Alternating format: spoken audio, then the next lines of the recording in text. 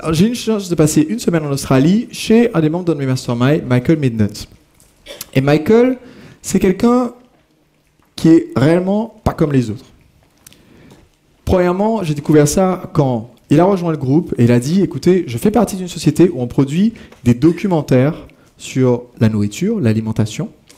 Et pour notre nouveau documentaire qui s'appelait Hungry for Change, en français, mot à mot, la faim de changement, la soif de changement, je pense qu'on traduirait. Il disait, on a créé ce nouveau film et ils l'ont fait d'une façon très intéressante. Ils ont en fait interviewé différents experts, des experts qui avaient tous une notoriété et une liste de prospects.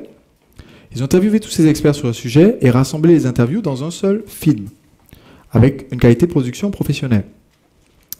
Qu'est-ce qui se passe si vous interviewez, disons, 16 personnes pour un film et que chacune des 16 personnes a une liste de plusieurs dizaines ou centaines de milliers d'abonnés? Qu'est-ce qui se passe quand le film sort? Ils envoient l'information à tous leurs abonnés. Michael a dit, ce qui pourrait être pas mal, c'est on va faire sortir le film et quand le film sort, on va permettre aux internautes de le regarder gratuitement. Et du coup, on va gagner beaucoup d'argent.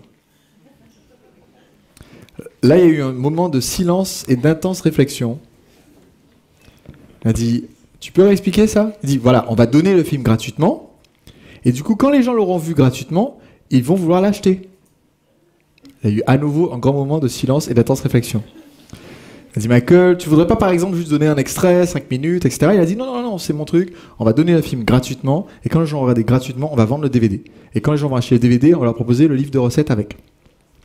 Et en fait, quelque chose d'intéressant, c'est qu'ils ont donné effectivement le film gratuitement. Ils ont annoncé avant-première gratuite via Internet.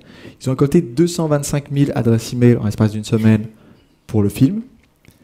Et donc, 200 000 personnes ont regardé le film. Et en l'espace d'une semaine, ils ont fait 1 million de ventes de DVD. Combien d'entre vous pensent que c'est pas mal pour un produit offert gratuitement? Parce qu'en fait, il avait compris quelque chose de vraiment malin. Il avait compris que les gens qui regardaient son film, en faisant un sondage de son audience, il avait compris que ces personnes-là, ce n'étaient pas des personnes qui avaient un problème de santé, un problème de peau, un problème de ceci ou de cela, qui étaient réglés par le film. C'est des personnes qui étaient en bonne santé. C'est des mères de famille en général, en bonne santé, d'après leur sondage, et qui voulaient passer le message à d'autres personnes. Et donc, en leur donnant gratuitement et en leur disant, ben voilà, si vous voulez passer à quelqu'un d'autre, eh bien, offrez-leur le DVD.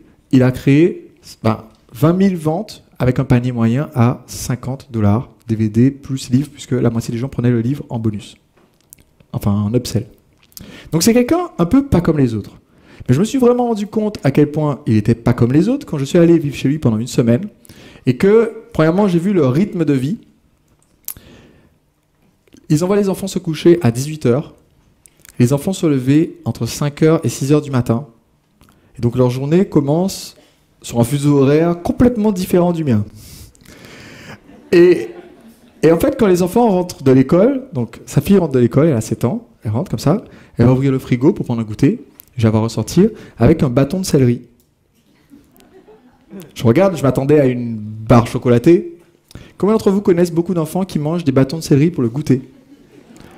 Et qui vont eux-mêmes les chercher dans le frigo. C'est même pas pour dire qu'on les force à les manger. Michael, pour moi, c'est quelqu'un qui a la zénitude. Quand on parle de lancement orchestré avec Michael, il y a toujours une métaphore un peu différente de celle qu'on pourrait imaginer. Il y a des gens qui vont vous dire un lancement orchestré, c'est comme une série. Un lancement orchestré, c'est comme un film. Un lancement orchestré, c'est comme une chorégraphie. Ça, c'est les gens les plus spirituels parmi la communauté du marketing, d'accord? Pour moi, c'est une chorégraphie. Mais d'autres personnes vont vous dire, voilà, un lancement orchestré, c'est 3 vidéos, une vente super terre à terre, c'est une campagne. Ils vont vous dire, c'est une attaque de tank. Enfin, voilà. Pour Michael, un lancement orchestré, c'est cultiver un jardin de fleurs pour que les papillons viennent butiner d'eux-mêmes, plutôt que de courir derrière les papillons avec un filet. Je vois Luc qui fait... Et donc c'est quelqu'un qui a la zen attitude et qui a construit sa vie autour de ce qu'il voulait vraiment.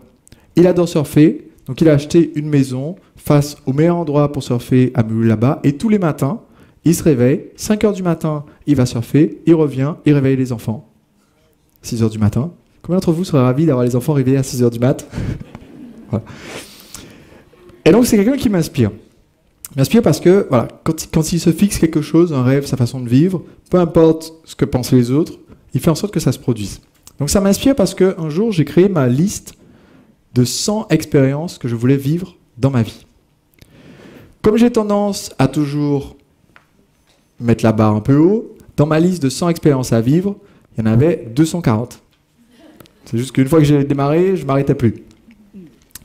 Et donc, parmi quelques-unes des expériences que j'ai déjà accomplies dans ma liste, depuis que je l'ai faite, faire du rafting en eau vive, apprendre le tango à Buenos Aires avec les vice-champions du monde, danser la samba au carnaval de Rio, en costume du carnaval, voler en deltaplane au-dessus des plages du Brésil, participer à un combat aérien à 6000 pieds d'altitude, écrire 5 livres, faire le tour du monde pendant 6 mois, louer la Tour Eiffel pour organiser un événement, 2 fois, c'était une mauvaise idée les 2 fois, mais j'ai fait, marcher sur des charbons ardents, 3 fois, mais non 4, participer à un concours international de salsa, j'ai fini 3e, été invité à la Garden Party de l'Elysée le 14 juillet, c'était avec David Albert de Presto Market, grâce à un de nos sites web, chevaucher un éléphant, bu les embruns des chutes du Niagara, eu ma propre émission de radio, fait une pleine page dans Paris Match, fait ma demande en mariage dans un palais de Maharaja, nager dans le Gange.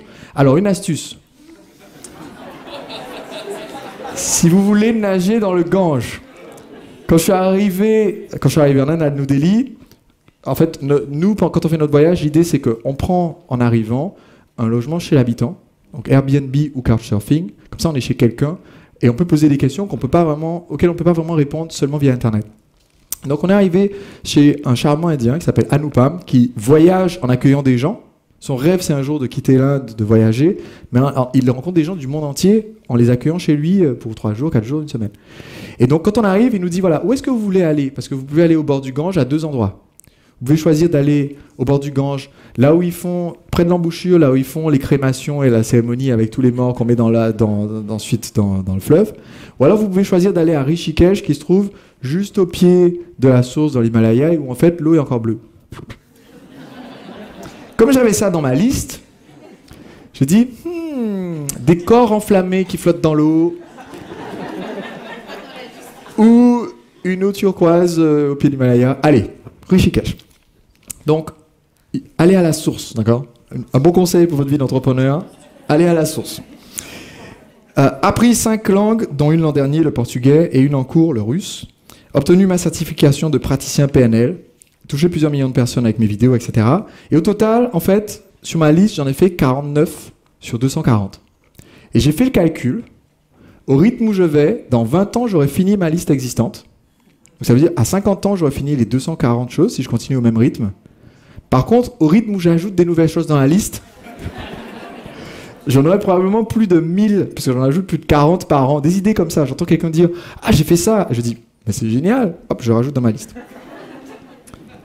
Par exemple, si un jour je vous invite à mon anniversaire, sachez que dans ma liste, j'ai noté « Organiser mon anniversaire au Liechtenstein », parce qu'en fait, il est possible de louer le pays, le Liechtenstein, pendant un week-end. Si. Ils ont fait ça pour faire un coup de pub, et donc c'est possible de louer le Liechtenstein pendant un week-end. Ils ne virent pas les habitants, mais ils vous donnent les clés de la ville, puisque c'est un état-ville, et du coup vous pouvez aller partout où vous voulez, être invité partout aux réceptions présidentielles, etc. pour un week-end. C'est pas donné, mais c'est irrésistible.